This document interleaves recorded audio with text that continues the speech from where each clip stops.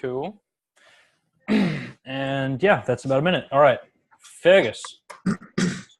Um, so I'm Dr. Cumberbund. He's a traveling salesman of fine kind of cosmetics as well as kind of cure-all treatments. He has Dr. Cumberbund's curative elixir is sort of his signature product, but he kind of travels around with his cart and kind of hawks this stuff, which is sort of a mixture of kind of curative things and then kind of scams as well.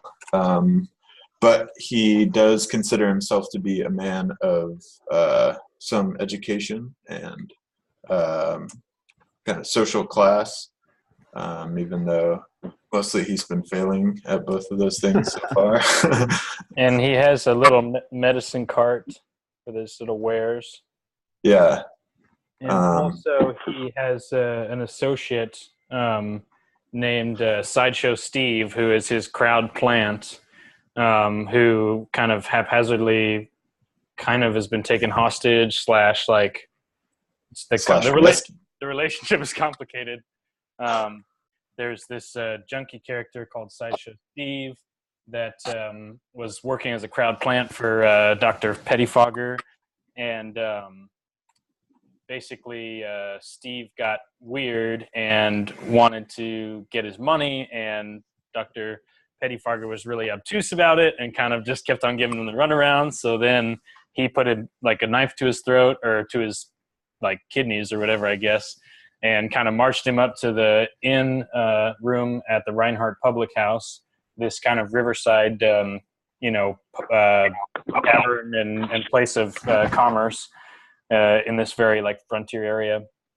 And basically they tricked and knocked out Sideshow Steve. They tossed him out the window of the public house, and he landed on a barge going down river, which they later found crashed, and they rescued him, and he's currently being cared for by someone whose name I won't say. Is a character named Simon, I think, who's a simple country boy, and we don't really know much about his character, and I don't think we ever will.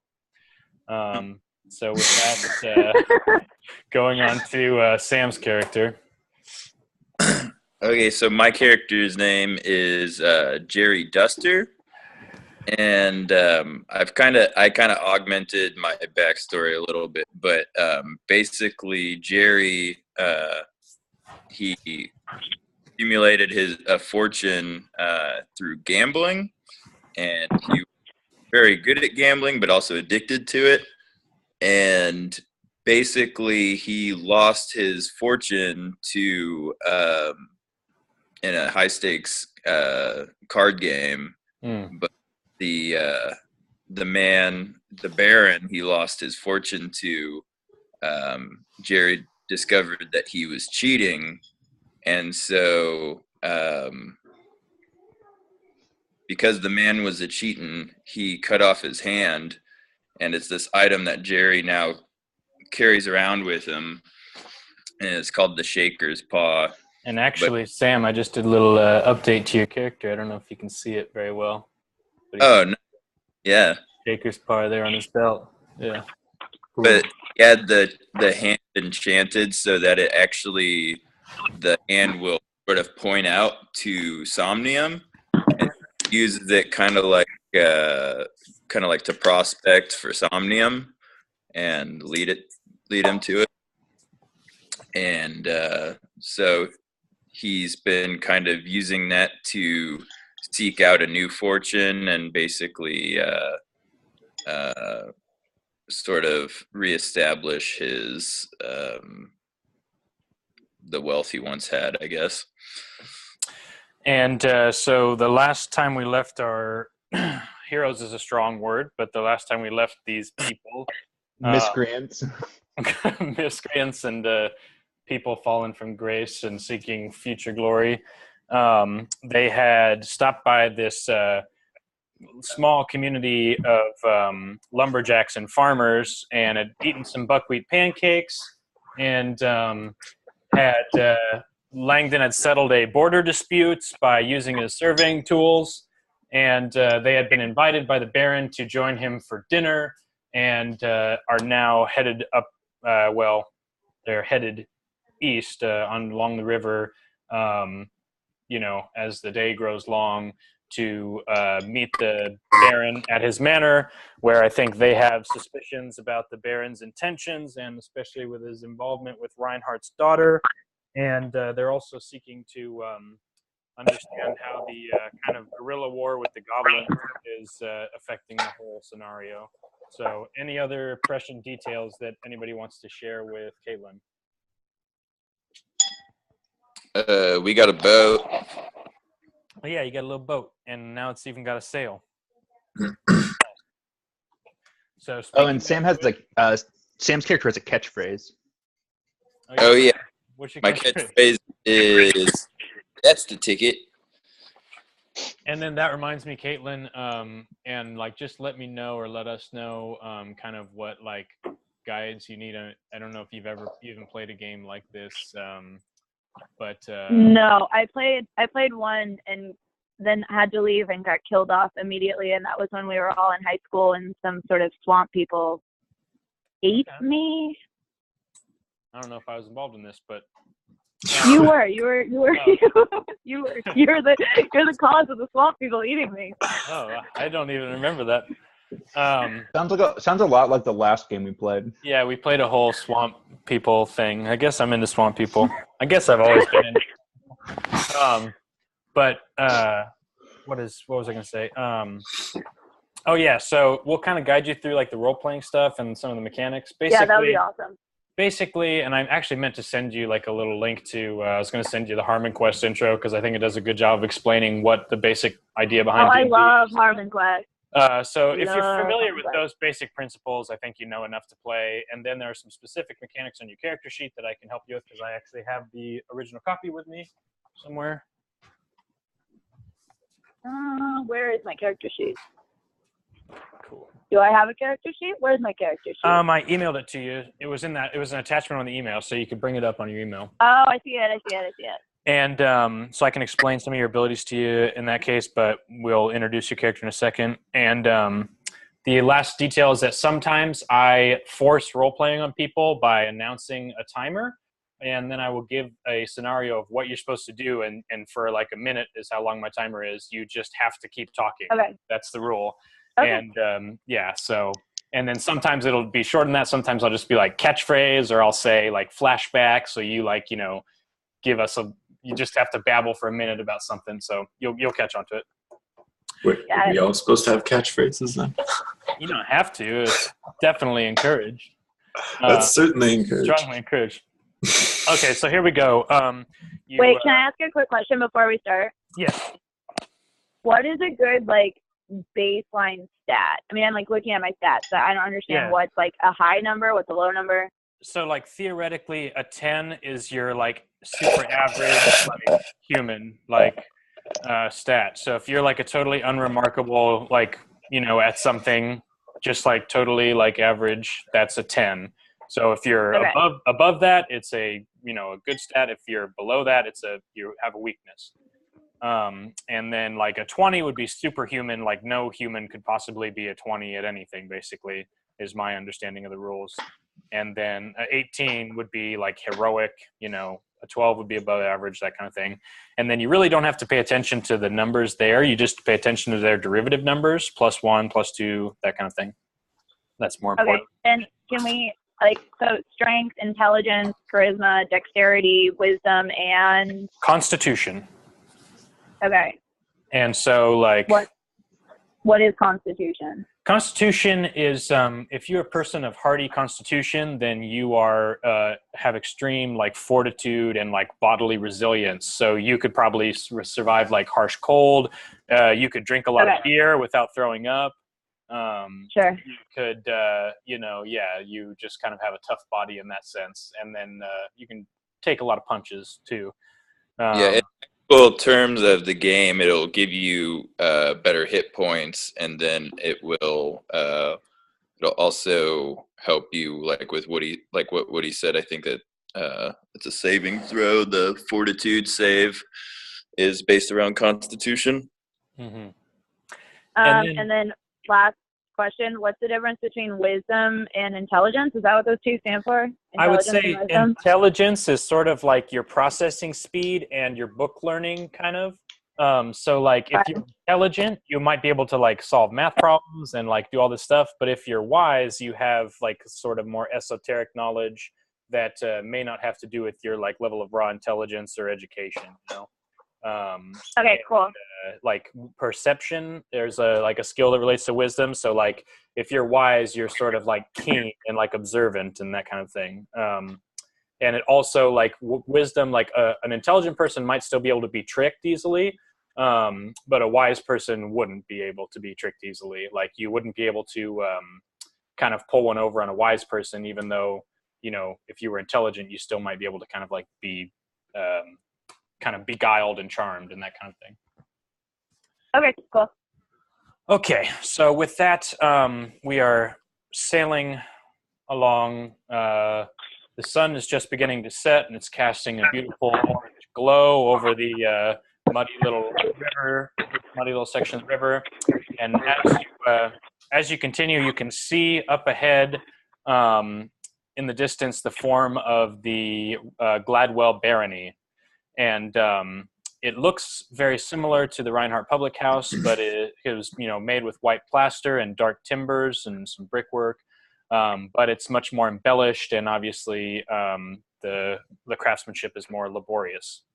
And so with that, we're going to start our little session right here.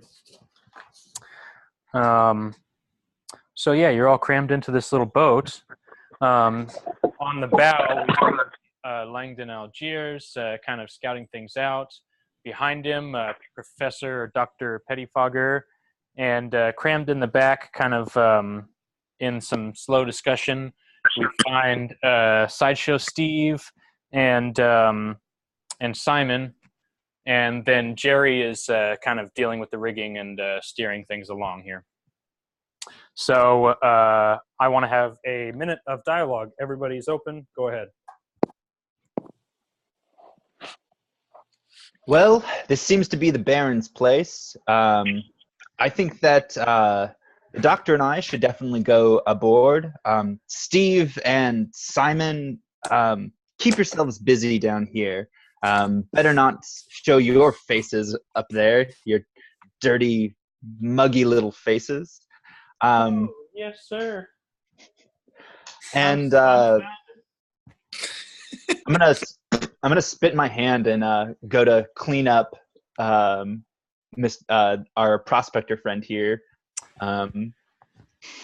Okay, and with that, Langdon, you open up your travel journal and you search through and find an entry on the Gladwell Barony. And it references a subsection that just is on barons and manors in general. And quote, "Found anywhere where civilization has been seated in the Veltlands, a barony manor is not simply a building. It is a powerful symbol of authority and a right to stewardship of all somnium exchange within a region. A license to crenellate is awarded to an individual by the Crown Council Treasury in the City of Bridges, and it is this ritual document that officially permits one to establish a magically fortified barony. A barony or manor functions as a regulatory node for production, exchange, and consumption of somnium in the Veltlands. Local levies are collected by submitting to a compulsory extraction ritual as mandated by the local offices. Registered citizens of the Crown Council may be called upon at any time, though in any just barony, most are pulled only a few times a year. The Gladwell," okay, so that's your little entry for the Gladwell Barony.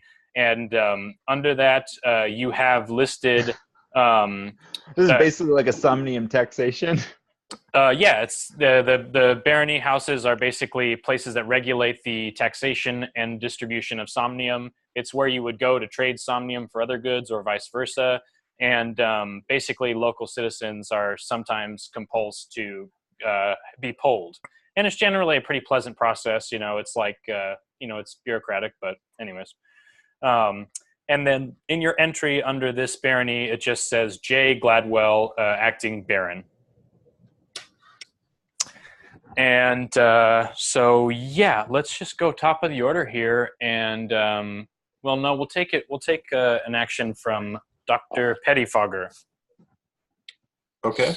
As you near the docks here, you see a covered marina attached to the barony. It's kind of like, it's got these pillars that come out of the water, and then there's a covered area where the baron's luxury barge can, chunk into. And ahead you see a stone lock that is being guarded by 2 archers. And you assume that this is, the passage route upriver. So anyways, go ahead. Well, if there's anything I know about dealing with these high society types, is that if you want to be taken as important, you've got to park like you're important. So, bring her on up there, Jerry. Oh, yes, sir. Actually, I'm holding the rudder here. It's me, Simon, simple country boy. Oh, simple Simon. All right. Oh, let me just, my palms are all damp. Let me see what I can do here. Simon rolls an 18. Simon neatly brings things in to steer as Jerry, I'm assuming you let the sail down. Oh, yeah. Things glide right into place. And one more action if you want it there, Pettifogger. Okay. Yeah, I'm going to kind of jump off the side there and just start kind of walking up the dock a little bit. I'm going to leave Simon to tie up the boat. So as you step off the dock, there's a kind of an odd smell in the air, and I don't mean that literally. I mean that, sixth sense wise. The guards guarding the door and a few other guards in the surrounding environment look very tense and stern. And with that, I'm going to go to Jerry's turn. Okay. Well, I'm going to assist Simon, or rather, I'm going to have him assist me in getting the boat all tied off and whatnot, and then I'm going to kind of gather my things. But do I notice anywhere? Would I notice the shaker's paw having any sort of hole one way or another? The shaker's paw is currently itching its way to just in front of you towards the Baron's luxury barge. Oh. And you're assuming that it's pointing at this covered parcel that you saw before that's wrapped in a silk sheet. Okay. Something underneath that barge there. And with that, I want everybody to make a dexterity check. So, Caitlin, if you don't have dice, I'll roll for you this time. Unless you want to bring up an app or something, I'm fine with that. No. Will you roll for me? I have dice at home, but yeah, I'll roll for you. You got a 4. I got a 17. Like 25. Okay. Whoa. I rolled a 19. Good boy. Okay, this is cool. I can write initiative on my fridge. Woody, you just want to me right now? I forgot I have to pull dice up on the computer, and my computer is currently dead. Yeah, I'll roll for you. Okay. You got a 4 as well. Oddly suspicious. It's true. That's what you get for having Woody roll. I'm not going to justify my rolls. I'm being honest about them. Okay, so Jeff, you have one turn here, one action. One turn rather. The guards, you can tell, are poised to attack you. Oh, okay. Let me switch my camera here.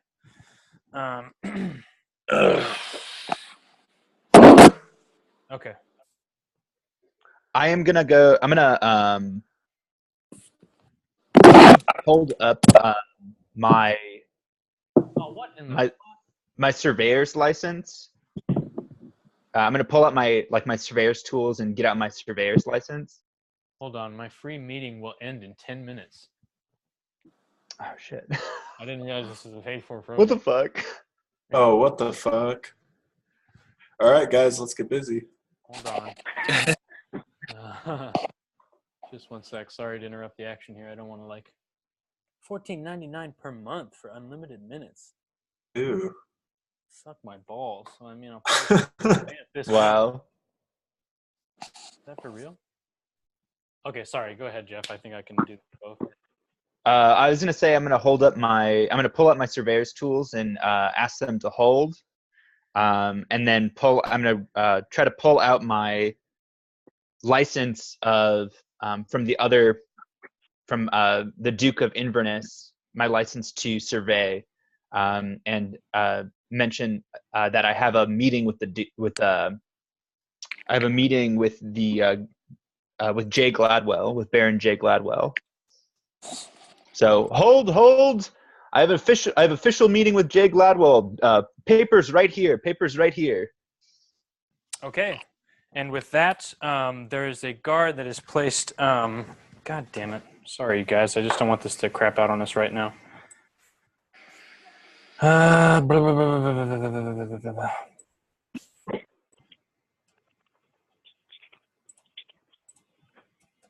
Hold that thought. In fact, let's do a quick flashback here when we have the opportunity, and we are going to go to Sideshow Steve. This is in Sideshow Steve's head. This is not in-game knowledge. This is secretive stuff. And go. Is this me now? That's you. Okay. This is the thoughts running through your head, and just whatever. Just say it's no judgment zone. Got it. Sure.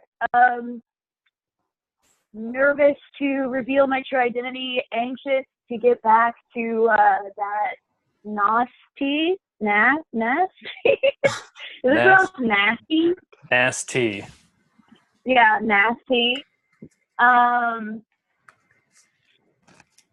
little bit excited to see Julius, I think, although I, deeply resent him as a person.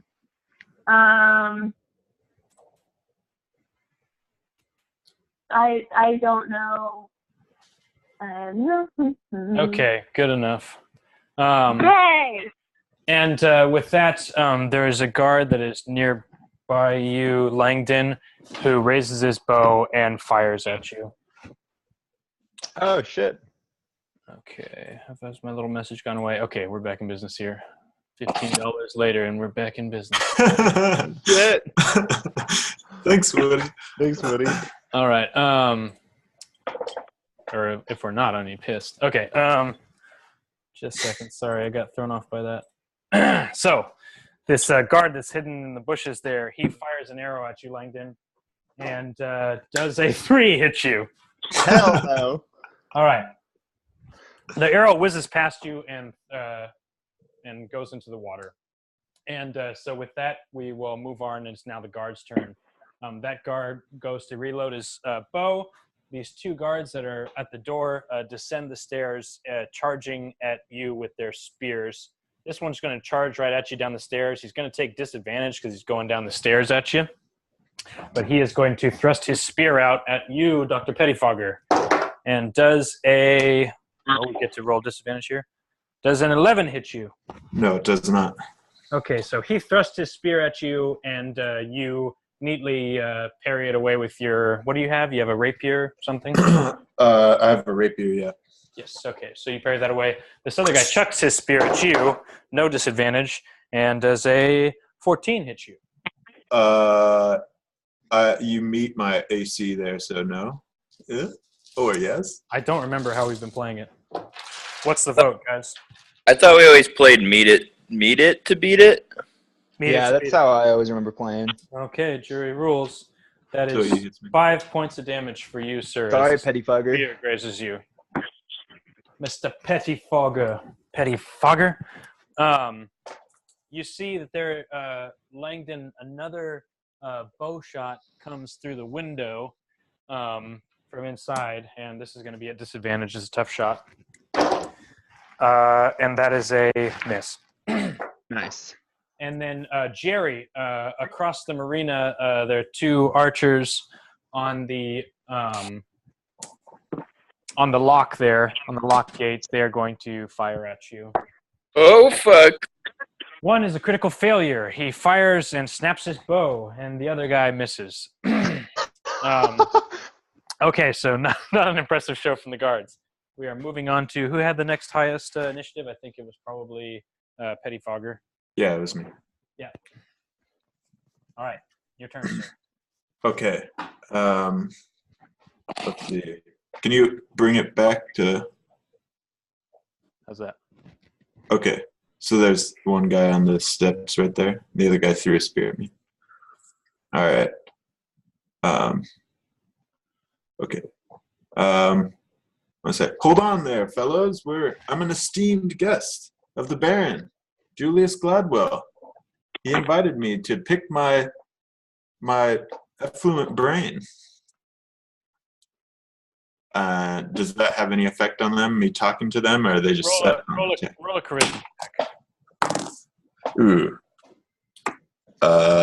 Let's see. That's a 11. All right. The latest guy, the nearest guy is going to take another spear stab at you for 16. Does 16 hit you? Yes. Okay. Fuck me. And he hits you for 3 damage. All right. Can I still attack this piece of shit? You can still attack, yes. And as he attacks you, All right. go ahead and take it.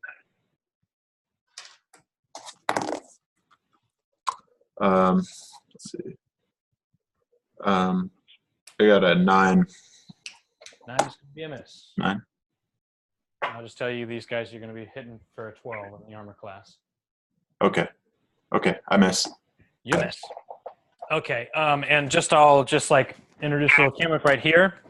There's something called advantage and disadvantage in the version we play, Caitlin. Mm-hmm. And Yeah. when a player or a character or a monster has advantage, they're going to roll 2 d20 dice, and they're going to take the better of the 2 rolls. If they had disadvantage, they're going to roll 2 d20 dice, and they're going to take the worst of the 2 rolls. Some simple ways to gain advantage in combat. One way is to flank.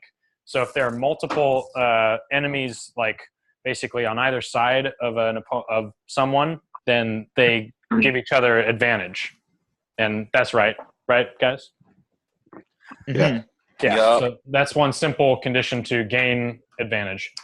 So anyways, we will move on to... Yeah, go ahead. Question while we're talking. You guys keep saying things like, does that hit you? How do you know if it hits you? Right. So you roll an attack dice when you want to hit something. That's a 20-sided dice.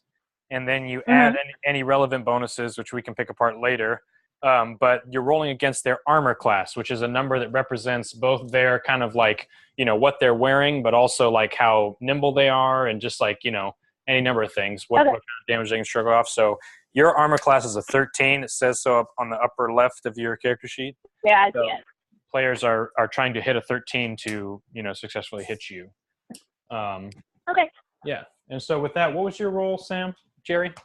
I got a 4. My initiative would be 6 though total. Okay. And okay. So you and Steve are going to have the same initiative. So I'm going to say it's Simon's turn. And Simon sort of yelps, and he jumps off the boat, and he is going to come up behind Dr. Pettifogger. And he's going to also kind of get shoulder to shoulder with him and take a swing at this guard here. And he hits for 2 damage. So he gives 2 damage to that guard. And now it is Sideshow Steve's turn. All right. Right here in the boat. Can I try to just get around the guards without fighting them, because I know where I'm going and I'm just gonna do it? just gonna confidently Yes. kind of So, walk around them. given your secret backstory, you hop off the boat and you can kind of sneak around here through the bushes down a route that people who haven't been to the Baron's Manor before maybe don't know about. And let's give you one check to see if you can sneak past that guard. So we're going to have you do a hide check or like a stealth check, and we'll do dexterity for that. So I'll roll for you actually, and then we're going to add your dexterity modifier. So you rolled a 15 plus your plus 2, so that's a 17. The guard's going to roll against you and fails. So you sneak past there and you sneak into this open window. Or you can sneak behind the guard if you wanted to. Do I sneak away from the rest of the group? I would like to sneak away from the rest of the group as well. I don't want any of them to have seen me leave. Oh, okay. Well, if we'll give Jerry a perception check to see if he sees you. So, Jerry? Oh, I'm rolling for Jerry. That's right. I got my dice up now. Oh, you do? Okay, Jerry, well, you roll for it then. I got, is perception wisdom? Mm-hmm. I got a 9. Okay, what a coincidence. That's also what I rolled for you. So you do see Sideshow Steve very confidently sneak off around the guard. And he, Sideshow Steve, do you go in the window or do you go behind the guard? Are you meaning to attack the guard or are you meaning to just like get out of combat? No, I'm just out of combat. I'm in the window. Okay, so you're up there by the window. Are you going inside? Yeah. Okay, so you duck in and neatly kind of slip through the window. Okay, now it is Jerry's turn. Jerry. So did I see well enough that I could follow? Yes, I'm going to say yes. Okay, but you're still going to have to try to sneak past that guard. Okay, well I'm gonna attempt to do that. Okay, hold on. Let me get my camera situated here.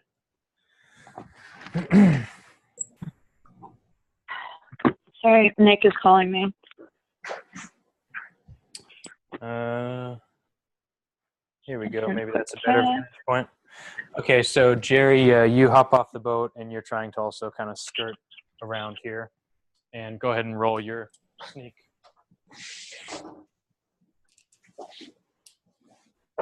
I got a 10. Okay, so that guard sees you on your way up, and he's going to let an arrow out at you. And he misses you. But you still got your movement. Do you want to move towards that guard, Jerry? Yeah. Would I be able to get up next to him? Like close enough to attack? Yes, I'm going to say you would. And he's already shot his bow, so he doesn't have anything to hit you with. Okay. I'm going to try and drive my pickaxe into his face. Okay. Go ahead and make an attack as you hop up there. I got an 11. 11 is not going to do it. So you swing, and he kind of locks in with you, and just, it doesn't disarm you, but, disables your attack there. Okay. We're going to go back to the top of the order unless I've skipped anybody. And it is... Or no, I don't think Langdon got a turn. Did you? No, yeah, now it's your turn. Yeah. He was first, yeah. Cool. I'm going to go ahead and pull out one of my pieces of somnium, and and I'm going to try to command the 2 archers on the other side of the water from me. That's a long shot, and I think the way that we were playing it last time is that you had to hit him with a piece of somnium to do this. Oh, okay. Do you think I would I need to roll a like a range touch attack? Like a range touch attack? Yes. And they're all right. Then I'm gonna. Yeah, you'd be better off hitting. I think you'd have a better chance of hitting one of these guys on the pier, just to speak plainly. Yeah. Okay. Then I'm gonna try to go for the one that's sitting on the top. Okay.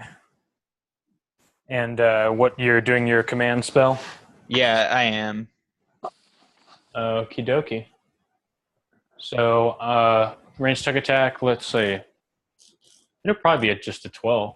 They've got like a +2 armor, so. Yeah. So here comes. Fuck me. I rolled a 2, so it's not gonna hit. Okay. Okay. So that's expended. So I just yell sleep and throw a rock at him and miss completely. Do you want to take a move action? Yeah, I do. I'm gonna hop off the boat and come around behind.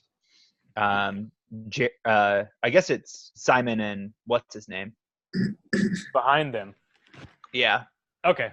So you hop off the boat behind those two guys. Yeah. All right. It's the guard's turn. That guard now is dealing with both Simon and Dr. Pettifogger. He thrusts his spear with a stern look on his face towards Simon's belly, and he rolls an 18. He's going to get a +2 for that, so that's a 20. And he does 8 points of damage, full damage to Simon, right through his guts, chomp, as he hits him with a spear. Oh my! And Simon's got a spear in his guts. And then this other guy, he is going to march down, and he pulls out a knife. And he is going to take a stab at Dr. Pettifogger. Does a 16 hit you, sir? It does. Then you're going to take 5 points of damage.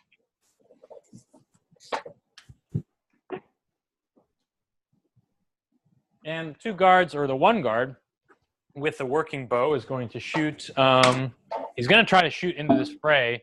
If he fails, he's going to have a chance of hitting his allies here. Does a 15 hit you, Dr. Pettifogger? Yes.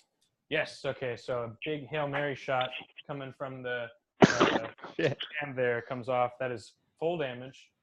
Show you on the camera if you want, but that's 6 points of damage from that bow. You still up? You just took quite a hit. I got 1 HP. All right. So Dr. Pettifogger is like arrows sticking out of him. Like, Two spear wounds. Knife wound in the side, and we're going to take a minute and give let's hear a catchphrase, or let's hear a little something from you there, Dr. Pettifogger. This isn't worth this.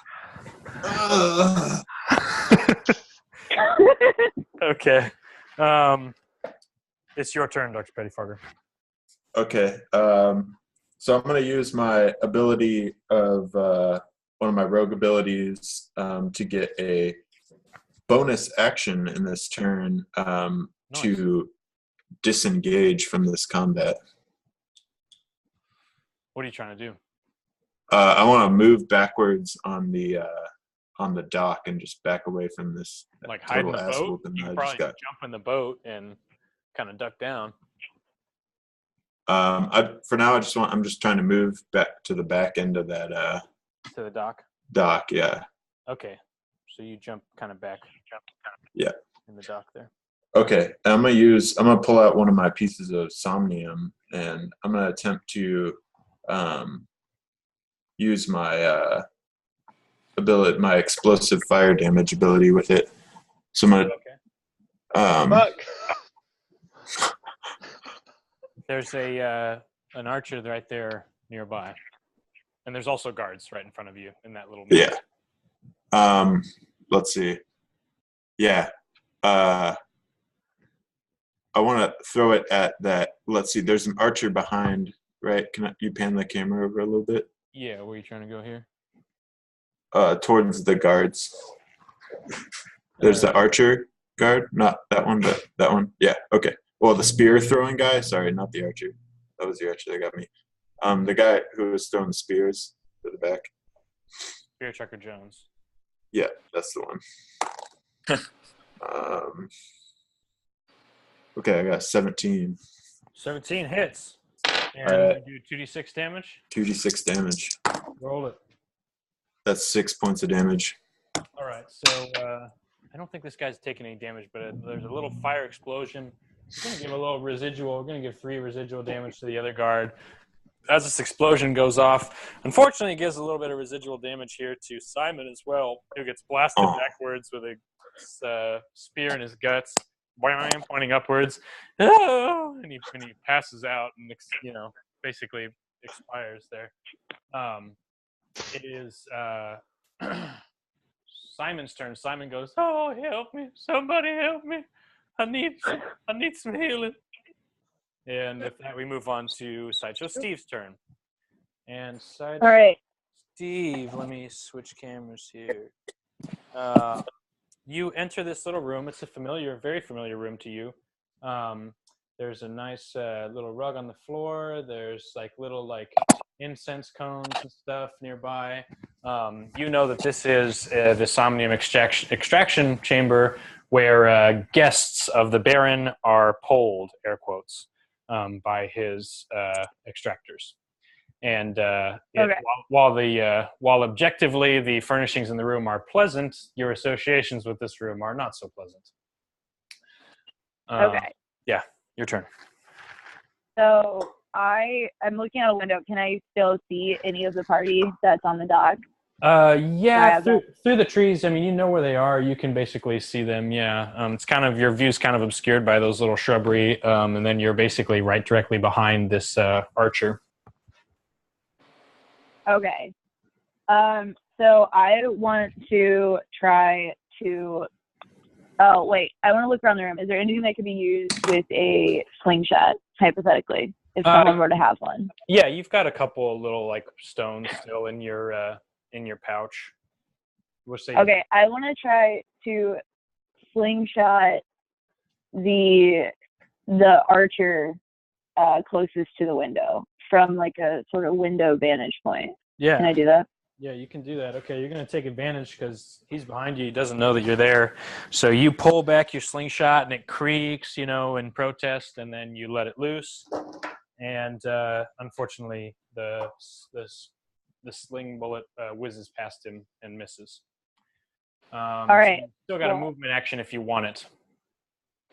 Can I have a yelling action? Yes, Can go I have for that? it. Yell. Dr. Pettifogger, crawl through this window if you can. That's it. That's okay. And we move on to Jerry's turn. Okay, I'm going to continue to try and take out the archer there. Okay. And I'm going to actually use, I took power attack as a feat, so I'm going to use power attack for, to take a -2 penalty to the attack for extra damage. Okay.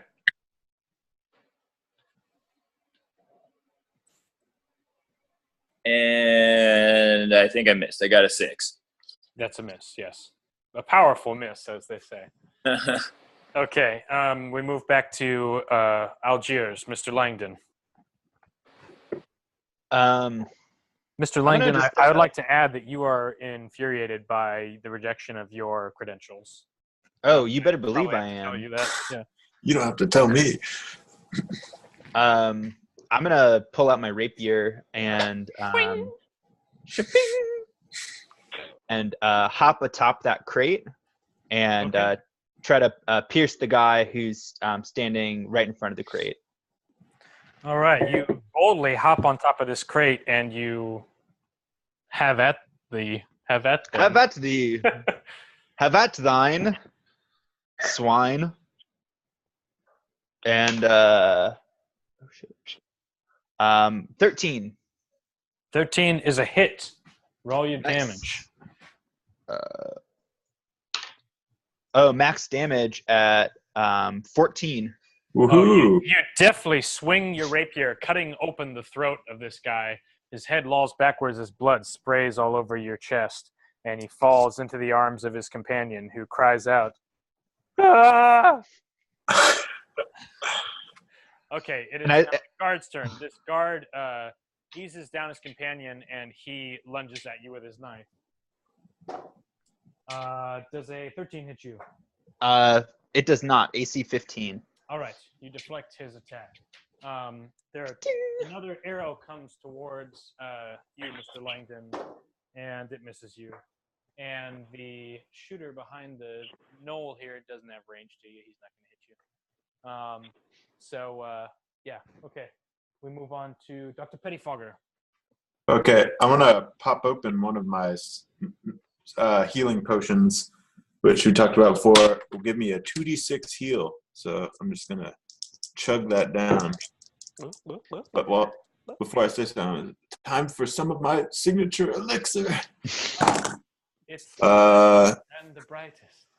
That's 7 points. Okay, 7 puntos. Nice. Mark that off Which your puts me up character. to a fat 8. How many more healing potions do you have? I have one more. Okay, I just wanted to know. All right, so you are back in business there. Do you want to take move action after drinking your potion? Let's see. Yeah,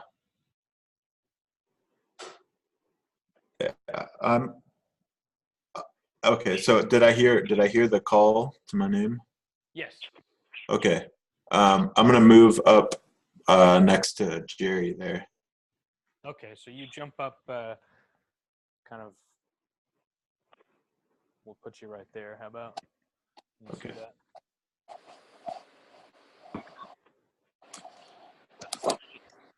Okay, and now it is Simon's turn. Simon heroically continues to bleed out and try to keep his guts in his belly right now. Steve, it is your turn. All right. I have made my location known. I'm gonna move on. I'm not helping anymore. I'm not super invested in this battle. So I want to leave this room because it makes me feel uncomfortable. Okay. Just 1 second. So you come over here, and this is awkward for me because it's a little bit different than the Hangouts setup. And you come to a door. Do you want to go through the door? I do want to go through the door. Yeah. All right. So you exit the extraction chamber into a multi-purpose space that where a dinner is being prepared, obviously, although there's no one in attendance here. And yeah, that's going to basically be your turn. Okay. I want to. Well, I know the lay of the land, right? So you do, yeah. I want to. The door on your. Just kind of. Go ahead. Sorry. I want to just kind of go up to the table like I belong and assume that eventually some sort of wait staff or other fellow castle goer is going to come by. Okay. Perfect. We'll kind of hold action for you for a second, and we'll come back. Yeah. And Jerry, it is your turn. Jerry.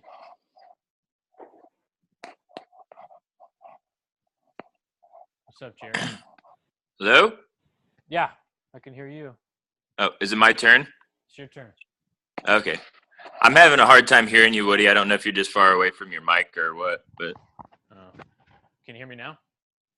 I can hear you. You're just a lot softer than everyone else. But I'm just gonna attack the guy again, and I won't use my power attack this time. Would you, is Sam not cleaving? Is Sam flanking at this point? Because Pettigrew is behind him. Yes. Can you guys hear me? Yeah. Yeah, you're quieter though. I'm quieter. I unplugged my other mic. I'm gonna switch to the to this mic. We lost video there. Okay. Huh?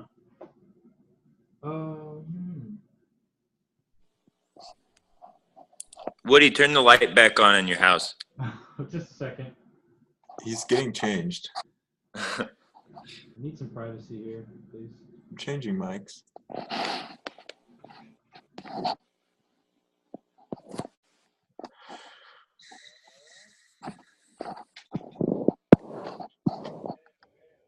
you hear me now?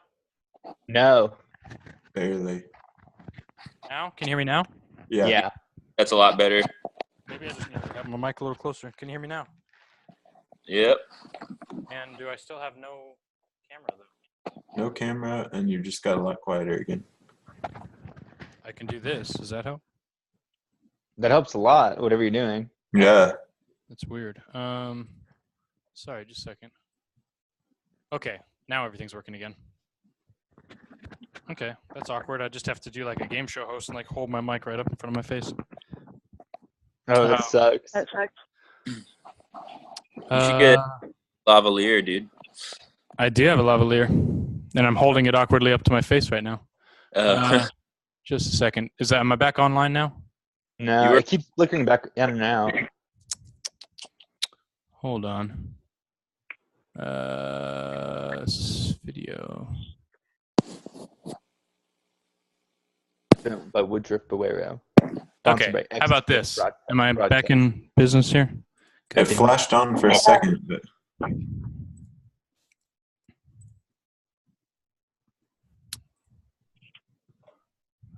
Technology, bro. When you are good, this cannot minimize you can. Oh, there you are. It's back? yeah. Eureka. Okay. Yeah. Whoa. It's back and it's the feet of inside the manor. Yeah, I can see There we myself go. hanging out by a Okay. table. All right. There we go. Nice. Okay. Yeah, Sam, your turn. Jerry, does Jerry get advantage for flanking or something? I thought that was the question there. That was the question. You do get, yes, you get to flank. You get advantage. In that case, I got a 25. Okay, so you definitely hit. Roll your damage, sir. Did you get a critical? No, I rolled a 19. Oh, okay.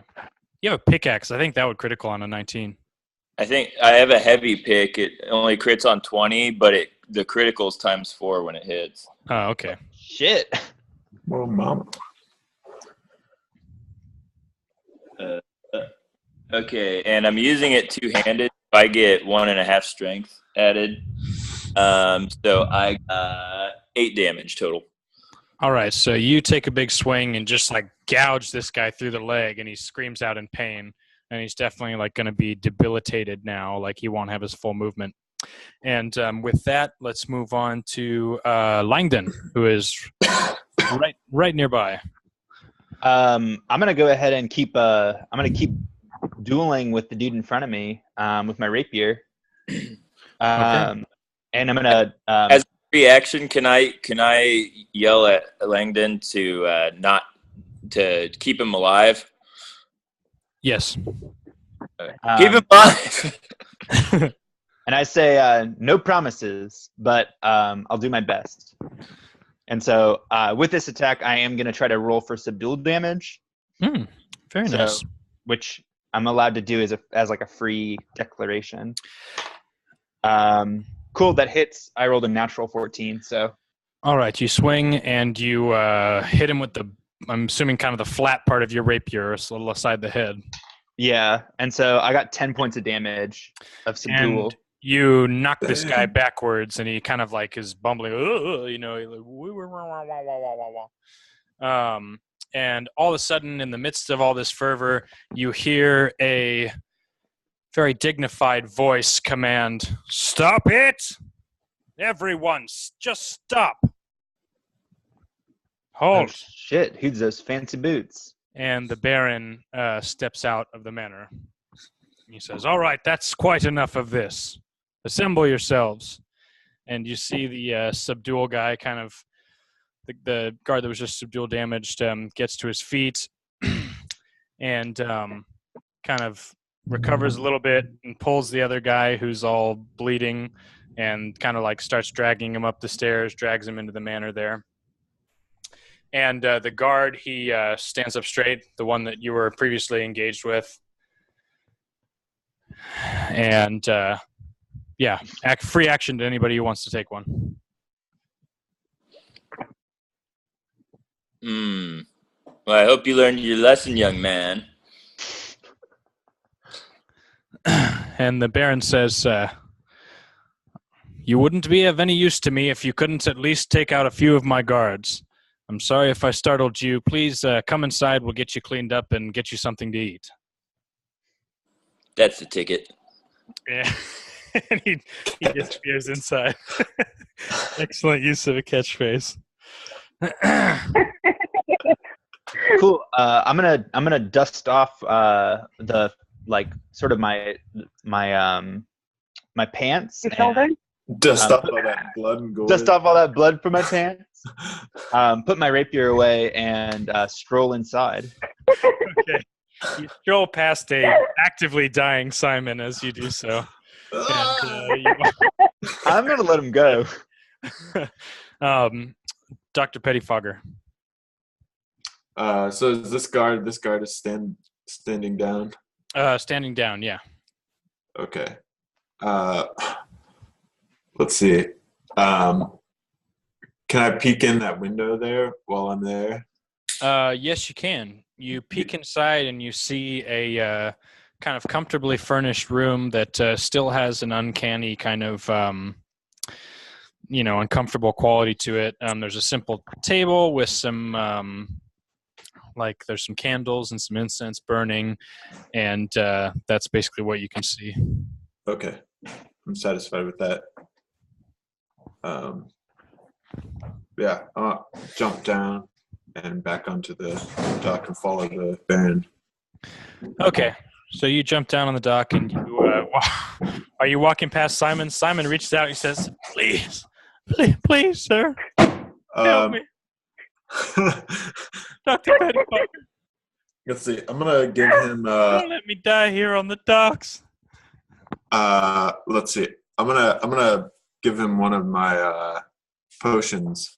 I only have one real one left, but I do have 2 fake ones. The question is, which one are you gonna give him? It's a good question, yeah. So I'm gonna kind of make a show of bending down by Simon, and I'm gonna pour a little of this potion in his mouth, and it doesn't quite bubble like the good stuff. So you're pouring. So you're making the appearance that you're giving him a healing potion, even though you're not. That's what you're saying. Yeah. Okay. Okay. So Simon reaches up and he, with a gentle hand, he starts to drink from this, whatever this potato water is that you're giving him. And he says, "Oh, thank you, Mr. Pettyfogger. This will heal you, my son. All right. It's just a sweet country flower." It is Sideshow Steve's turn, and Sideshow Steve, you hear the door slam in the great room, and you hear the voice of Baron Julius Gladwell, and he says, "Stephanie, I think your friends have arrived." At this point, I want to remove any sort of disguise I might be wearing. Okay. Any sort of covering. I want to be very obviously female. Okay, now. so you kind of like cinch up and cinch your waist and I don't know. You pretty much female in affectation, or you're male in affectation rather. So with a little bit of change in posture, you are somewhat, how do I say this? With a little bit of effort, someone can recognize you as female. Essentially, with not a lot of effort. Yeah, and you I'm good with that. You exit out into the great room here, out of the store, and the Baron says, "Oh, and do be careful. The floors have been freshly waxed. I'd stay on the carpet if I were you." And with that, we're going to move to Jerry. Okay, I'm going to remove my pickaxe that I assume was still lodged in the guy's leg. Ah! Yeah, so that's, I think, it's safe to say you remove that. That guy's putting pressure on his wound there, looking at you with a look of hatred. And I'm going to clean it off by just kind of wiping it on his shirt. Okay, he begrudgingly, stays stoic as you do this demeaning act to him. Okay, and then I'm gonna go catch up with the others. I'm gonna put Simon I'm gonna put him on the boat and kind of tuck him in with some blankets. Okay. Okay. All right, that's good of you. Yeah. So you come along here and you get Simon tucked away. You can see that he's becoming extremely pale, and he says, "Oh no." Hold on, this camera's kind of hard to position. Shivering, you can say. Don't worry, Simon. The doctor's potion should be taking effect very soon. Do you think you could carry me inside? No, I don't know. What I heard is the Baron just got his floors waxed, and you're bleeding an awfully lot. I wouldn't make a bad impression. All right, and you walk off towards the towards the manor.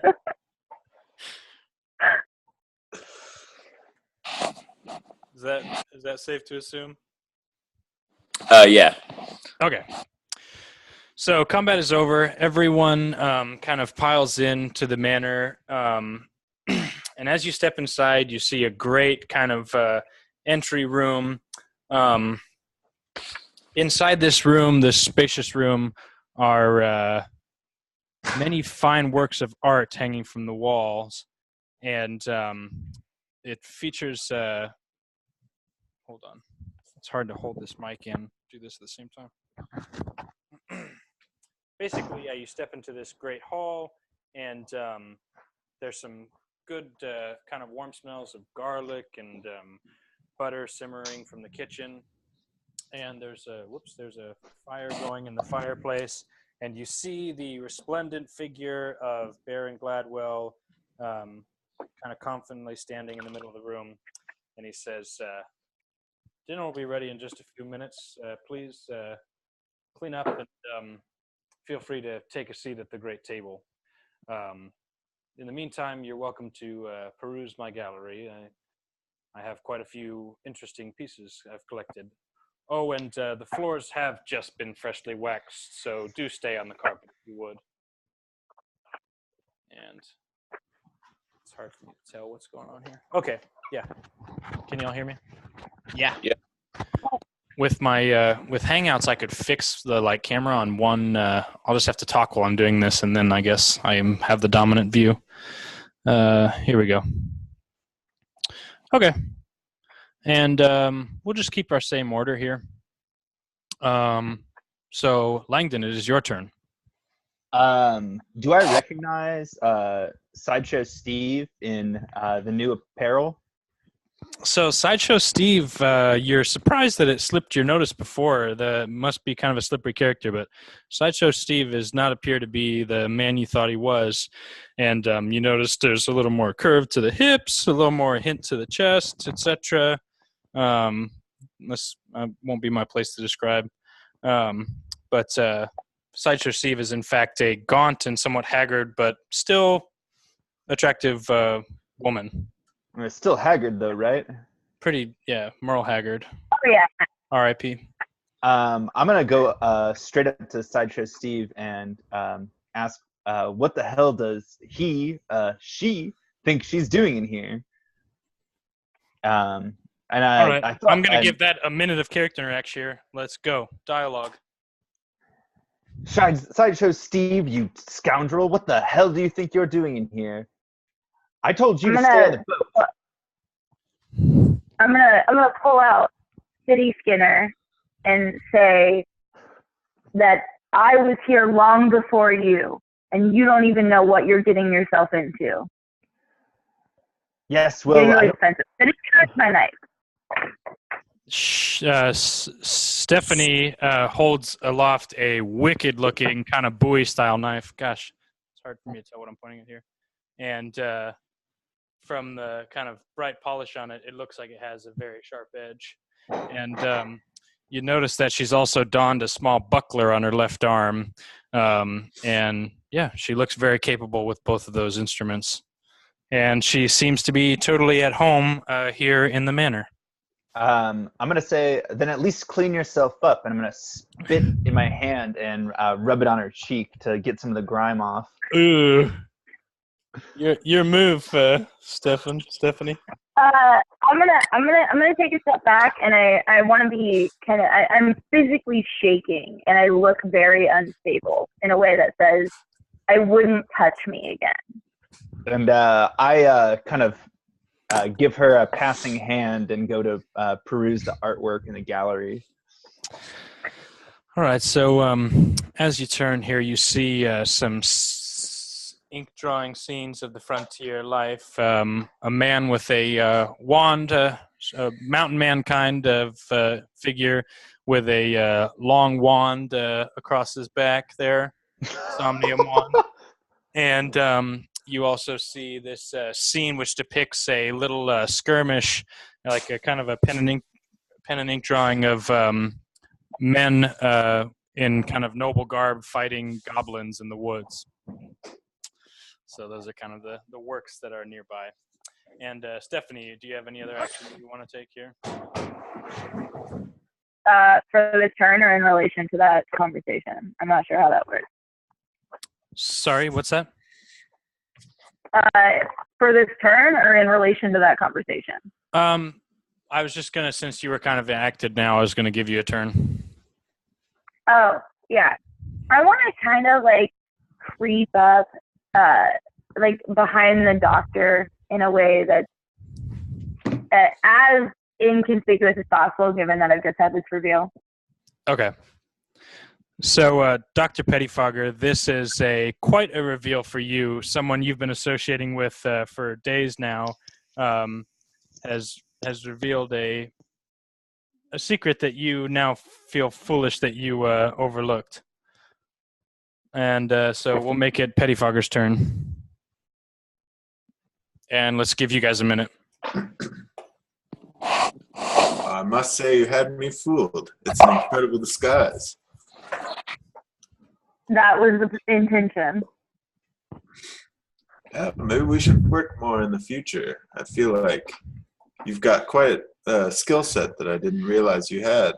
And Stephanie, he still technically owes you gold for your work with the as a plant.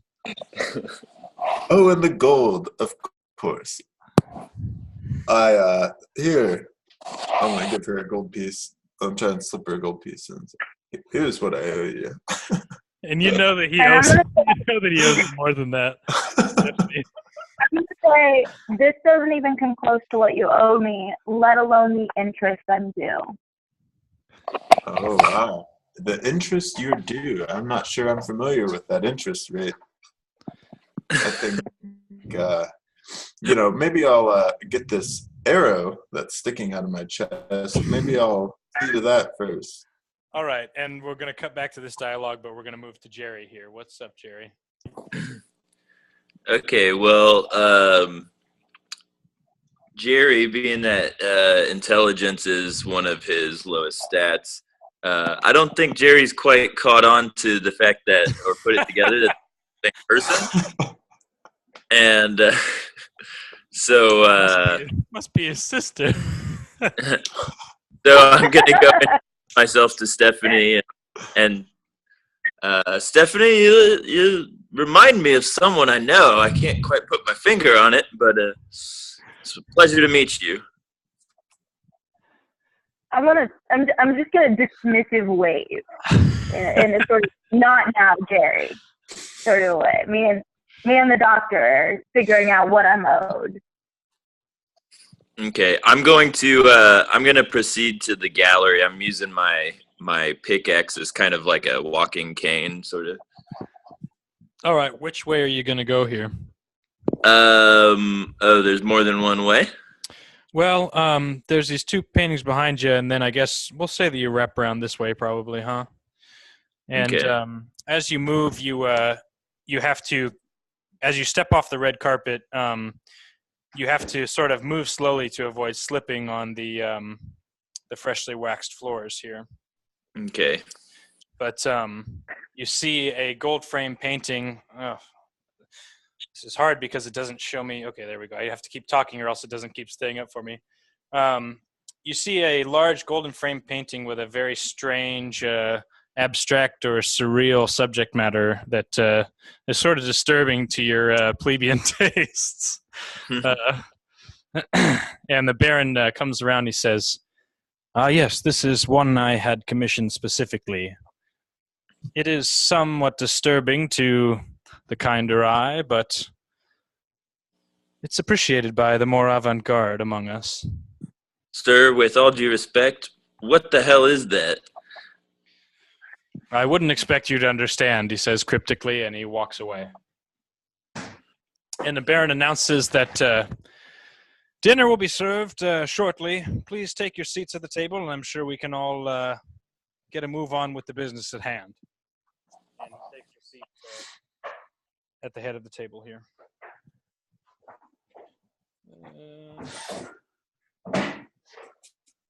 How's that? Got a good table here?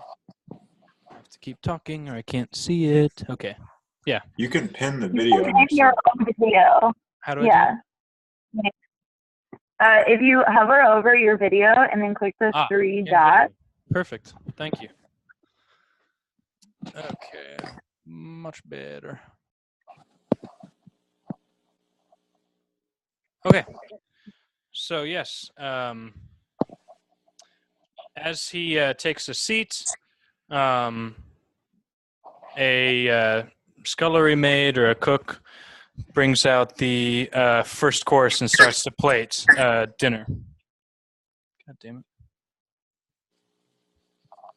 There we go. So, do you all assemble around the dinner table? I want to sit as close to him as possible. Okay. Langdon, you grab a seat right near the head of the table here. Ideally in his lap, if I could. He seems reticent to that idea.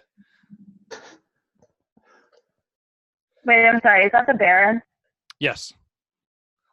I want to kind of like, I want to take the opposite spot right next to him.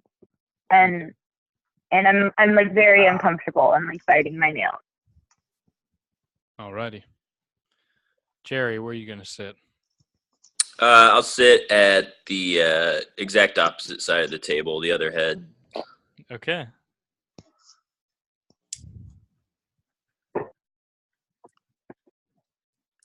And Dr. Pettyfogger. Okay. I'm gonna sit over on Stephanie's side. I'll sit over there. All right. And just a quick aside, what's your guys' time constraint tonight? How much longer do y'all want to go? I got about 30 more minutes. Yeah. Okay. I can play till whenever. Okay. Yeah, I don't have any. I'm just so here, I'll just sit there and wake up. The Baron, he seats himself as the first course comes out. It looks like steamed river clams with garlic and butter. And the maid sets the courses out between you, and he says, please, I know you've had a long journey, and I'd like you to take a load off. Is everyone feeling all right? I'm sorry about that business with the guards. I hope you do understand the kind of position a frontier baron finds himself in when he's trying to find reputable and able-bodied conscripts. Of course, but you must test your servants' worth, and if they can't survive the least of it, then they won't be able to make the most of it for you. Oh, yes, that reminds me. And the Baron motions to the guard standing by the window, who comes over to him, and he says, my Baron. And the Baron says, make sure you post a sign up at Reinhardt's public house, help wanted. And he dismisses the guard. Do I overhear that? Oh, yes, he speaks it plainly. He's almost, dramatically saying, like, yeah, it was meant to be heard. What kind of help are you looking for, sir? Well, as by my calculation, I'm down 2 guards, and I'm free of some dead weight if I do say so. So I'll need another 2 guards. I get what I can out here on the fringe, but I can't say I always get good men. Anyways. What is it exactly you're having us here for, sir? Well, I must say it's extremely fortuitous that each of you would come, and I can't say it happened by accident. And he gives a slight nod towards Stephanie. You see, I'm looking for some people who can do some odds and ends. A baron always has tasks that need done and more time than which to do them in, and I need some trustworthy and able company that can take care of some cleaning around here. But that's not really conversation for dinner. Everybody, please, enjoy your clams. And he kind of gets to work, eating, and picks up his clam fork, his specific clam fork, two-tined, raises it to his lips and chews delicately. He has a very painstakingly groomed goatee. And you can see that if you look over your shoulder there, Dr. Pettifogger, there's a great likeness of him painted here, and it's pretty true to form. And he notices you looking at it, and he says, "Oh, that one. I had that one commissioned back in the city of Bridges. It was quite an expense to have it shipped all the way out here." Well, it's beautiful. I must say it looks just like you. Well, they say that a painting can only be as true as its subject, and I'm flattered, sir. Thank you. Miss Dr. Cumberland, is that what you prefer to go by? Cumberbund, actually. Cumberbund. Is this your given name, sir? It was, yes. I remember having to argue always with the doctors, my fellow doctors. They would assume that it was Cumberland, and I would have to remind them, no, my good man, it's Cumberbund. I think. Yes. Odd, he says. He rings a little bell, and whether or not you're finished eating, the scullery maid, sure, the kitchen staff comes in and takes your plates and replaces them with the second course, which is like a big biscuit with some kind of hearty gravy over the top, and then there's some stewed greens, and he starts chomping down on that. He says, "Well, Dr. Cumberbund, if I may, I hear that you have some skill in potionry." Yes, it's my specialty.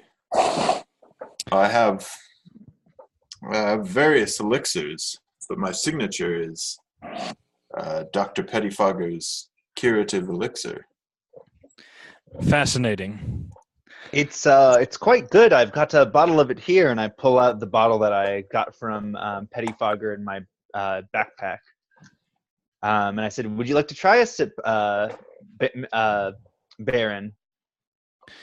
I think perhaps that would be best for an after dinner, something to calm my digestion. He tactfully refuses the beverage. He says, "Well, Dr. Cumberland, there's some things that I would appreciate to speak with you with, perhaps after dinner.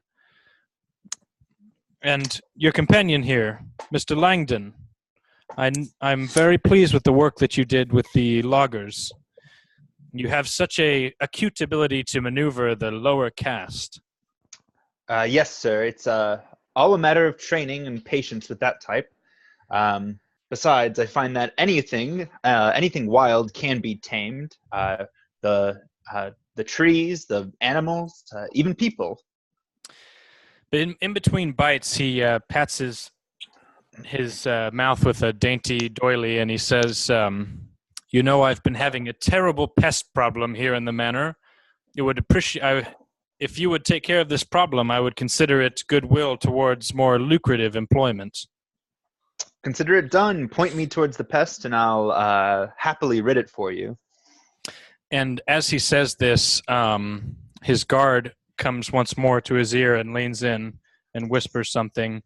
And he says, "Gentlemen and lady, please excuse me. There is a matter that requires my urgent attention, and I'm afraid I must leave you for a time. Please feel free to make yourself at home, enjoy dinner, help yourself to my wares, and we shall resume this conversation in the morning." And with that, he stands up abruptly, and he marches with the retinue of guards out his front door. And the door slams, boom, and he leaves. I'm gonna go touch one of his paintings. Okay, you're gonna go touch it? Okay, which one? The freaky ass one that he was being all weird about.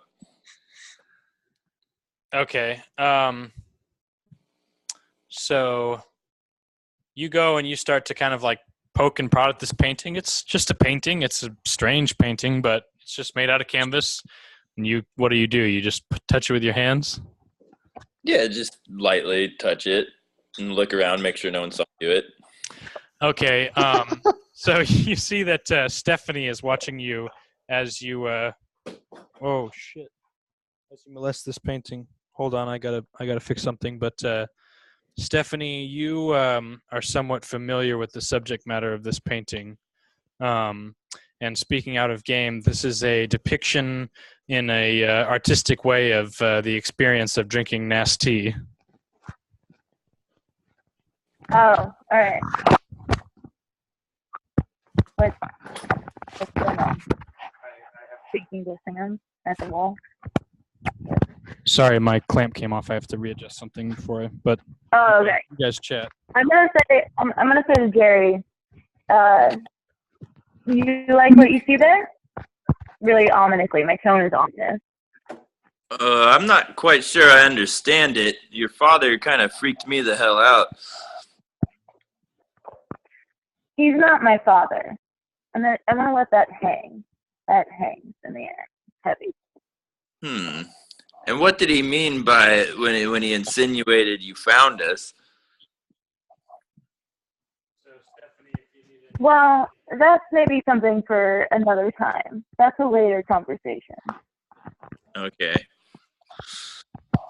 All right. I'm going to go back and resume my place at the table. Can you guys hear me okay? Mm-hmm.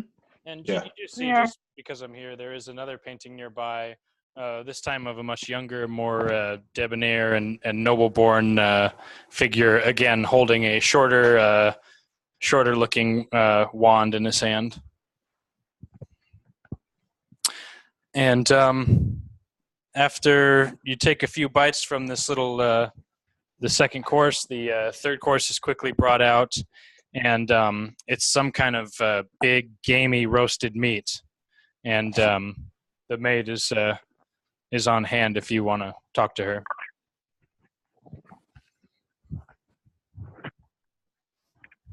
And she sets the place down and she leaves. I'm gonna snap at her before she leaves, and that's it. Just give her kind of a snap. And let her She go. says, "You just snap your fingers or what?" Yeah.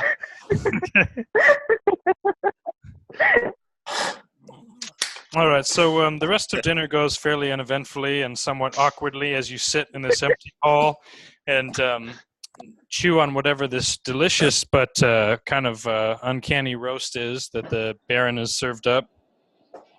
And dinner is cleared and everybody is poured a dessert wine.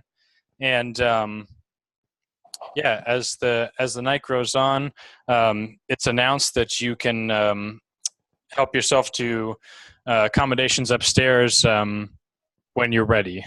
And Langdon, you think it might be prudent to at least do a kind of preliminary examination to see if you can identify this pest problem. Yeah. I actually, after the meal is cleared, I want to talk to the maid about it real quick. Okay. I want to ask her what sort of. Actually, I'm just going to say, well, what is it? She looks at you. She says, What is what? The pest problem. I'm sure you knew what I was talking about when I snapped my fingers at you. If you hadn't been able to take care of it yet, then it must be pretty bad. She says, "Oh, the little rats, the little rat men. This poor little rat men. They live in the walls. Rats in the walls, is that it? Yes, there's rats in the walls. Little, little creatures. Show me where the rats in the walls are. Oh, I don't know where they are. They're everywhere. I don't know. How big are these rats?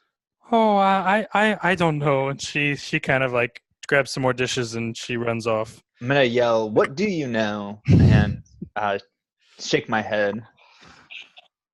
Can I search the walls and see if I hear some rats? Find some remnants of rats, whether scratch marks or sounds of them crawling around or whatnot. Yes, but I think we're going to move to Cool. Dr. Cumberbund's turn, and he's free to help you if he Okay. chooses. I want to take the opportunity to talk to Stephanie. I want to take out 3 gold and give her the rest of her share. Right. I sold 8 potions that day. All right.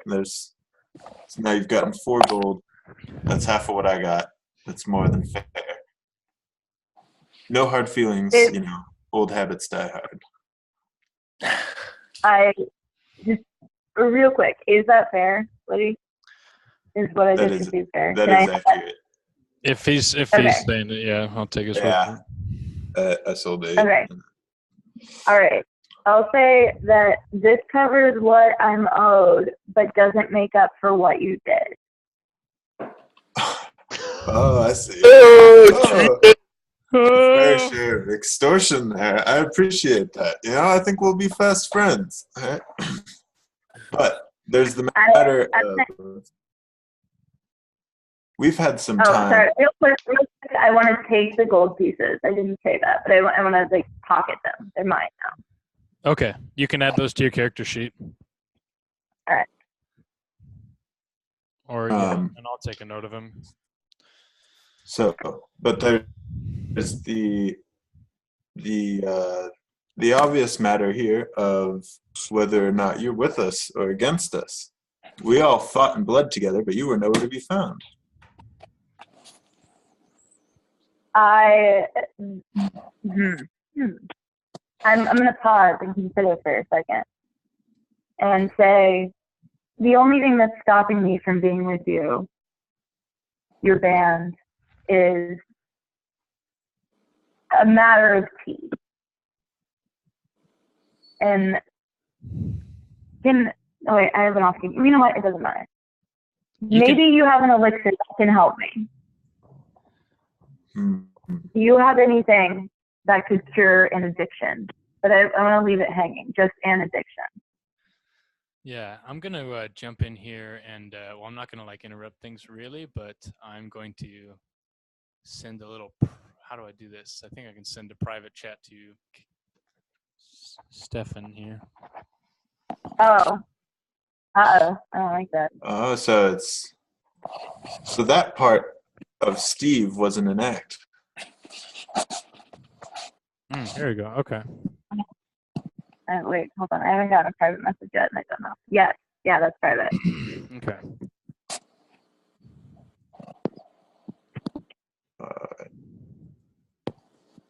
I'm still waiting. Sorry. Okay. Okay.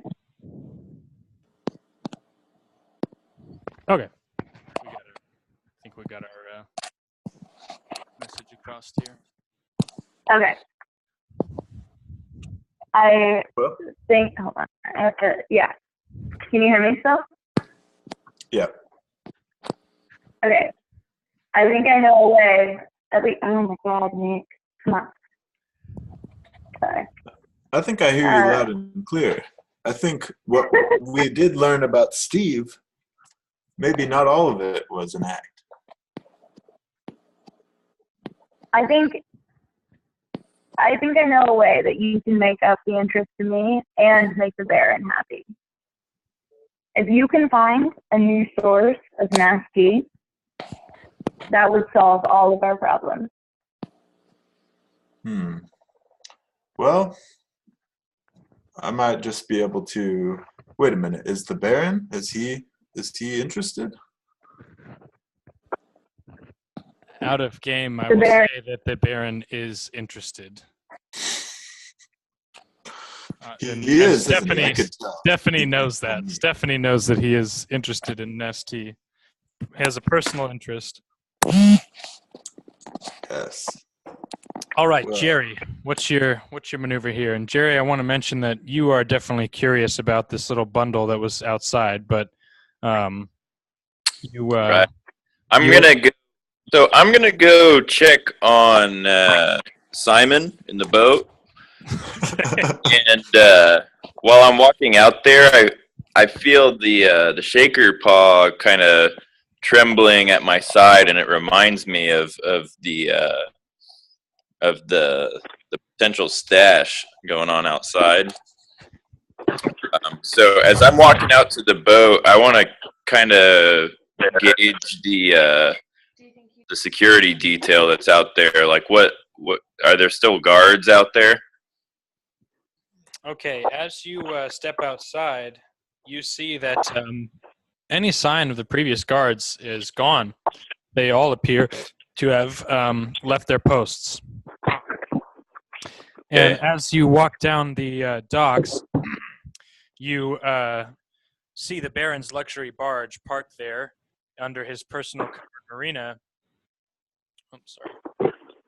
You also notice on the dock there a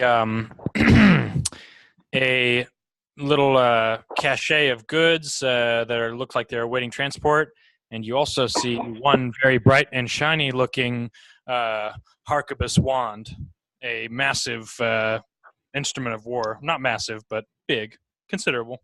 Is it actually a type of wand, or is that some sort of like artillery or something? So yeah, in this setting, wands take the form more so of guns, and this particular wand, it just means that it uses somnium for ammunition. And this looks like a 3-chambered harquebus wand, and it looks like it's all the chambers are full if you inspect it. Okay, and no one's out there? There's no sign of anyone. Okay, so is this wand, is it like could I wield it by hand? It's a bit bulky. If you were going to wield it by hand, you would have to it's like a small cannon basically. Okay. And you could carry it around, but it would be encumbersome. Okay. And what about, so is that on the same barge as the sheathed stuff? Or is that what was under the sheet? That is not what is under the sheet. The luxury barge is still sitting there enticingly. Oh, okay. I want to go check that out. Actually, you know what? I think I forget exactly what I had. Brandy. I'm going to go back to our boat and check on Simon, but I also want to kind of, if I have like some sort of darker cloak or anything, I might take my armor off and, try and just make myself a little more light and discreet to kind of like casually go over there. Okay. Oh shit. So you walk back to the boat and you hear a low kind of moaning from a very narrowly conscious Simon here. Oh, I just want to see my family again. Just want to know that my baby's okay.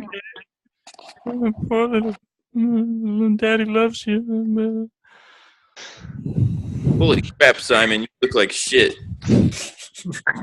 I don't think this potion's working for me, Jerry. It's okay, Simon. You know what? Just put your head. I'm gonna kind of put the blanket over his head and tell him to be quiet, and that I'll get him out of here. But you got to be quiet. So I'm going. Before I deal with that, I'm gonna go. I'm gonna take off my armor, and if I've got any like dark clothing or like a cloak or something, I'm gonna don that, and I'm gonna go investigate the Baron's party barge. With Simon there, you managed to wrestle him out of his dark leather jacket, which has armored pauldrons and some other little plates of armor woven in, but it's darker and it'd be more discreet in this setting. So why don't you go ahead and add his leather jacket to your inventory? Studded leather? Effectively, yeah. We'll say it's a +2 armor with no dex check. Okay. And yeah, so then I'm going to go check out the barge. Okay. So you go over to the barge, and in dramatic fashion, I'm assuming you unsheath this shrouded package. Oh, yeah, hell yeah. I whip it off. All right, by this time, night has fully set in. The moon is high, and you are looking by lamplight under the covered marina here. You whip off this silken shroud, and inside, whoosh, is revealed a brand new Somnium engine, also called a Dreamstone drive or a tow crystal. You recognize this as a top-of-the-line city bridges construction or engineering. This is basically a magical Somnium artifact that can give propulsion to an inanimate object. In this case, it is likely being used to propel the luxury barge. It's effectively like a, like an outboard motor. Okay. Well, and this is just, it's essentially like a one big piece of Somnium. It's an artifact created from Somnium, so effectively it can't be like broken into Somnium gems, but it's, yeah. Okay. In that case, where was the gun at, or the wand rather? Right behind you on the dock there. Okay. I'm going to... We're actually going to put a pin in that, and we're going to move back to within the manor and to Mr. Langdon. I'm going to go ahead and search around for some of those rats. See if I get any sort of, what's it called there? Okay, what's your relevant skill going to be, you think, for that? Well, I can use survival to do like hunting. Do you think that would count? I think that sounds good. Why don't you roll a survival check for us? Okay, cool. 13. 13. Okay, so you start poking around here in the corners, and if Stephanie and Dr. Cumberbund are not too enraptured, they have the opportunity to assist you. So yes or no, binary, leave that open. I'm going to try to hail over Mr. Cumberbund and ask him for some assistance in, like, and I'm going to talk to him while I'm searching, at least. Okay. Cumberbund. Well, I'll be right over. I'll be right over. All right. Stephanie, we'll continue this conversation.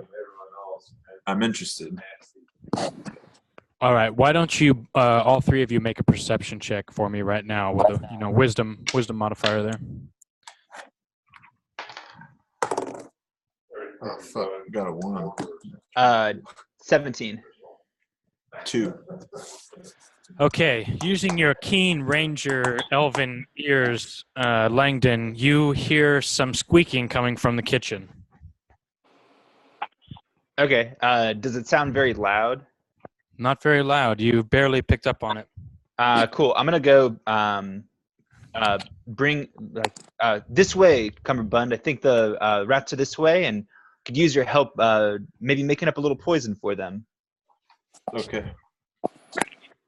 And do you both go to the kitchen? I do, yeah. Okay, so you both walk by the little kind of service window here where dinner was served through. You enter into the kitchen, and inside on the wooden floor, you see a small figure caught in a trap. And it looks like a very small humanoid, almost like a small rat person. And you can see that it has... well, I'll just say that for now. And it looks like it's caught in the trap, and you can hear the squeak, squeak, squeak, squeak, squeak, squeak. Good God, I've never seen such an abomination before. Oh! What is that? You see that the small thing is frightened, and on closer inspection, you see what looks like a tiny rat man who is caught in a mousetrap. His leg, clenched in there, and you see that he has a little sword that looks like it's made out of like a piece of cutlery or some spoon or something, and he has a little crown that's made from an old ring that looks like somebody was disposed of, and squeak, squeak, squeak, squeak, squeak, please help me. That's no pest that's speaking. That's no intelligent being, vermin if I've ever seen one, and I'm gonna go ahead and strike it over the head with my rapier. Okay. I'll give you an intercession opportunity if you take it, Yes. Mr. Cumberbund. All right, I'm gonna try and stop Langdon from hitting. Okay. So do you respond to him stopping you, or do we have to do like opposed combat rolls here, Langdon? I don't respond to him stopping me. I am gonna use like the blunt of my sword like I did with the other guy. I don't intend to kill it. I just want to knock it out. Let's do a opposed strength check here real quick.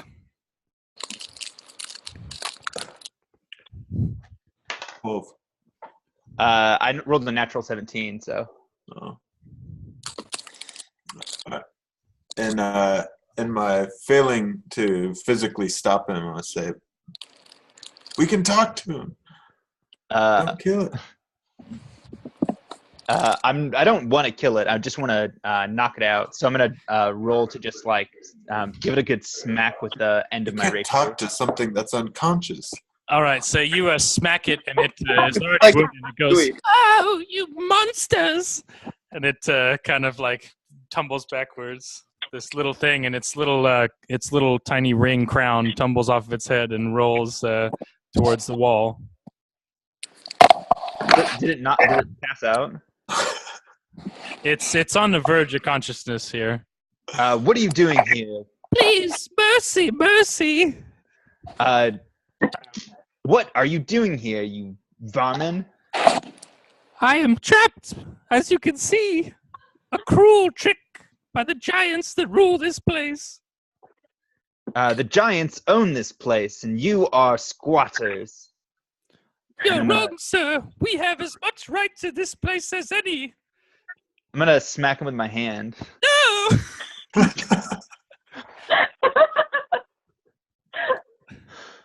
Fucking hate animals.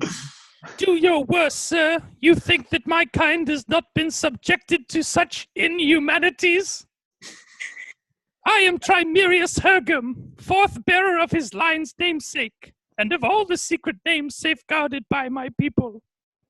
The beady eyes of our kind have seen such horrors made manifest within these ancient walls. Acts of savagery, dispassionate, remorseless killing, and you are no different. Contemptuous and swift with your genocide, and sparse with your mercy, and with your crumbs. My people have been hunted by your kind. We've been drowned in our homes. We've been poisoned, burned. We've been smoked and choked and poked, and we've literally been trampled underfoot. And rightly so. You don't know when to get out of the way. You don't know when to move when your place is not here. And I'm gonna give him one more smack. Ouch! I'm gonna pick up this little character. I'm gonna try and So pick him up and hold him. Oh, oh. And you see there's this little white creature with a cute little pink nose. He's got his little, tiny improvised armor on. He says, oh, kind soul, you don't know the horrors we've been subject to. Men like him have laid waste to whole generations of my people. Great minds and artists, great friends and great lovers. And he has a distant gaze off into the distance as with a swell of emotion, he resumes his speech. At times, they have left but a few survivors to sift through the wreckage of a once proud race, to collect and defend what little is left of our society. For we are an ancient race, reaching back even into the tens of years and beyond, past the memory of my line and into our legends. Our people are called kobolds, and by our name we speak our truth, for together as a community we are kobold. And you hear, as he says this, there are some squeaks that come from other places in the kitchen. And we will not be silenced. Squeak, squeak, squeak, squeak, squeak. And we will not be dominated. Squeak, squeak, squeak. And we will not give up. And the rebellion will live. And I'm totally sick of this. As this is said, there are some little figures that emerge along the floor, and they start to attack the legs of Langdon. Have at them, my men. The resistance will prevail. And I think with that, we're going to button things up for tonight. Nice. All right. Nice. That was great. I'm really into this little kobold. I'm really against this little kobold. Piece of trash to me. I knew he shouldn't have been trusted. So, as is customary for this session, we'll do the once around picture, like, in the office where they do the little talking head. Everybody's going to get a talking head as far as like a little minute-long commentary on what they were experiencing in this moment, what they're thinking, what their motivations are, that kind of thing. So we'll start with Jerry, and go. Talking head for Jerry. Well, I'm eager to find out what exactly it is that the Baron has planned for us as far as work. I'm still very confused about the correlation between Steve and the Baron's presumably his daughter. I'm starting to worry about. I'm starting to worry about Simon. I'm starting to suspect that maybe he wasn't actually given a potion, and that we should probably get him some actual help. But most of all, I'm disappointed that that the big reveal on the party barge wasn't something that could fit in my pockets. All right, and with that, we move to Dr. Pettifogger. Well, I really got to work on my game here around the Baron. Usually I'm pretty sly and slick with my tongue, but something about being around someone that rich and that successful it's intimidating. And I feel like every time I open my mouth around him, I say something ignorant. So, but I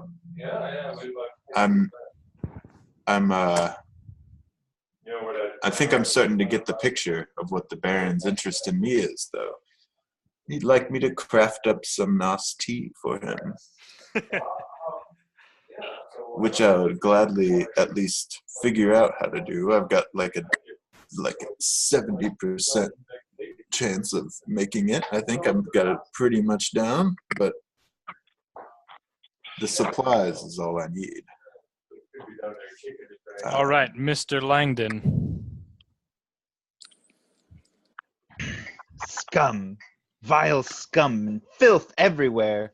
Just as I think that I might be away from it, even in this place, even in the barony, something so with surrounded by art so immaculate, so beautiful, and yet here I am again, surrounded by rat people, crawling out of the walls.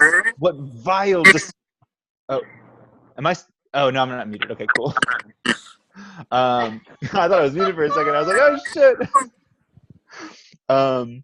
Surrounded by rat people, surrounded by these coming out of the walls, coming out of the woodwork.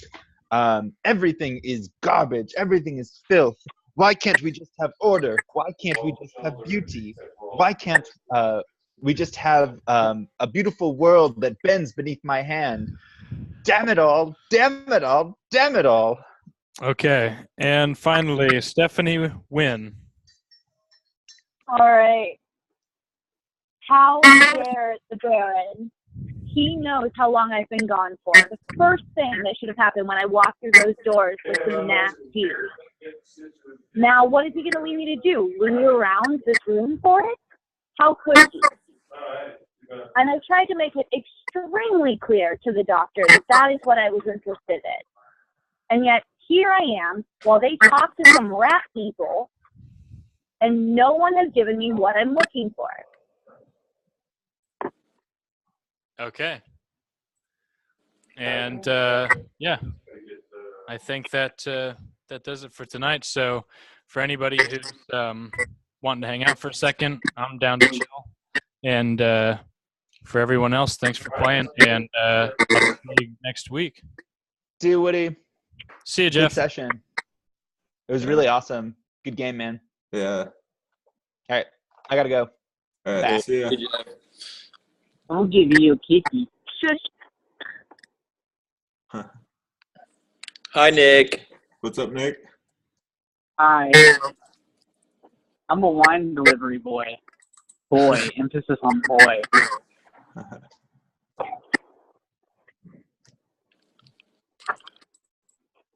Hi, Woody. Welcome back.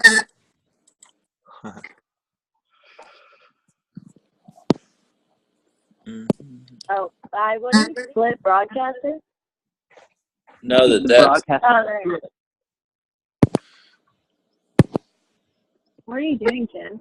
Oh. Hell, motherfucking yeah. Yo, that's a hot dog or two right there. That's double hot dogs. That's a dog or two. Nice. just great. I like being able to do that. Where are you, Fergus? I'm at home. That background looks very industrial. No, it's like wood and paint and stuff. Now, I also have wood and paint and stuff. You might have seen it. No, your background looks industrial. Wall.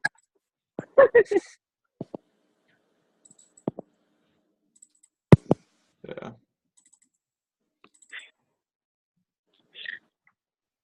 Sam, review.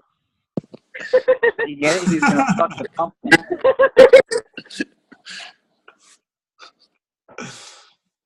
People do that. Okay, wait. Can I ask a game question, even though we're not playing the game, but it won't involve the podcast?